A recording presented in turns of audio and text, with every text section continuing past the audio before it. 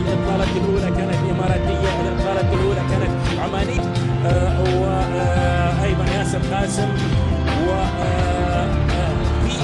بعض اللاعبين الحقيقة جدا عزيز على سبيل المثال بمحاولة الآن لمصلحة المنتخب العين، يعني درب في عمان، درب في قطر، يعني مع نادي قطر بدايات مع الفترة التي قضاها في الوطن العربي، درب في المغرب، درب في المملكة الأخيرة التي حدثت في بعض اللاعبين وليد علي يفقد الكرة، وفي 3 من لاعبي الكرات مرة أخرى. أيضا المنتخب لعب رمية التماس لمصلحة المنتخب العراقي،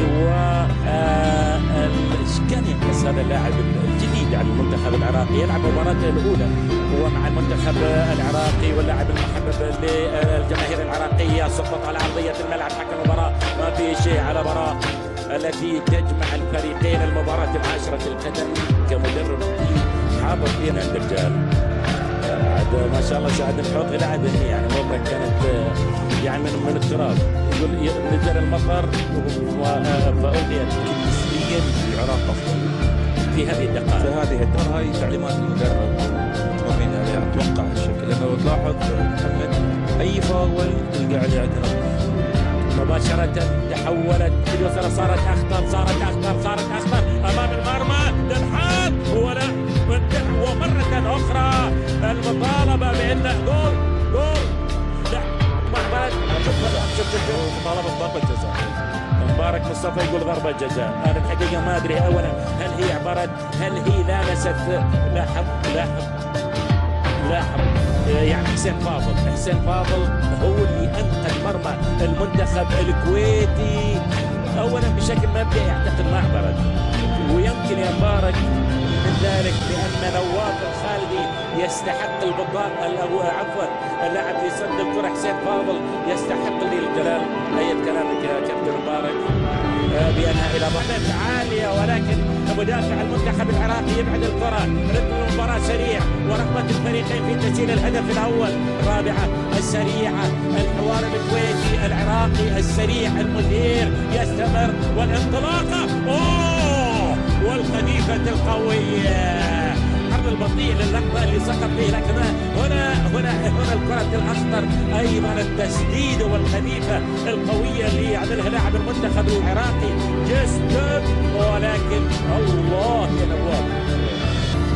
نواف اعتقد صفاء الى المدافع العراقي يكون في اختبار حقيقي للمخزون اللياقي لدى والعراقيين في حالة هجوم آخر، وكرة تحولت واحد من هؤلاء مهدي كريم وهي الثاني وأحمد ياسين وجزء كلهم يتمتعون، ولاحظ التسديدة القوية والإثارة، كل الإثارة تحدث في ملعب الملز، وتفاعل كبير الحقيقة ما بين الجماهير العراقية، وخاصة في هذه اللحظة المهمة. لاحظ نواف الخالدي بالفعل ينقذ مرماه من هدف، يعني واحدة كما ذكرت يرجع يستلم شوي، يعني ينوع.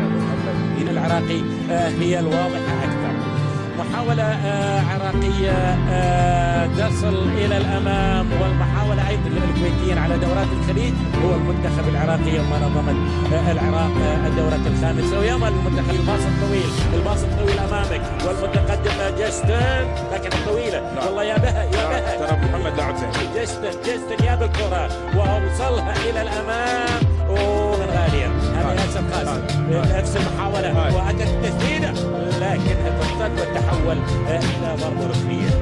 ترى ما حد سجل مبارك، اليمنيين ما سجلوا، البحرينيين ما سجلوا، الإماراتيين ما سجلوا، ربعك العمانيين هذه الضابط ما سجلوا، اللي سجلوا فقط السعوديين والقطر. قد وسط هذه السيطرة وبعض الفرص الضائعة ورغبة المنتخب العراقي وتقدم جستن في المباراة الأولى له غياب طبعا الكبير يونس محمود وعلي رحيمة، لذلك الآن العراقيين يتذكرون علي رحيمة، والتسديدة من نصف ملعب المنتخب الكويتي جستن زين، لا زال زين المباراة. كمباراة أولى يعني وجهة نظري لاعب تحقيق الفوز، لكن لدينا كرة جميلة، التسليم جميل والاستلام بلاقة عراقية، وتبدو الكرة في غاية الخطورة، خطيرة للعراق، خطيرة لأبناء الرافدين، ولكن ما وصلت صح. شوف ايش بيسوي الحين. مرة أخرى أيضا المنتخب العراقي بدأ يحاصر أكثر في الدقائق الأخيرة أو دقائق التسعة المتبقية على نهاية الوقت الأصلي. الأخرى أيضا الرأسية، مباراة الآن تعود إلى الإثارة في لحظاتها ودقائقها الأخيرة، والكرة المفتوحة وصلت المنتخب الكويتي، لكن أيضا بالضبط نقول العبارة الشهيرة وفي ليلة الظلم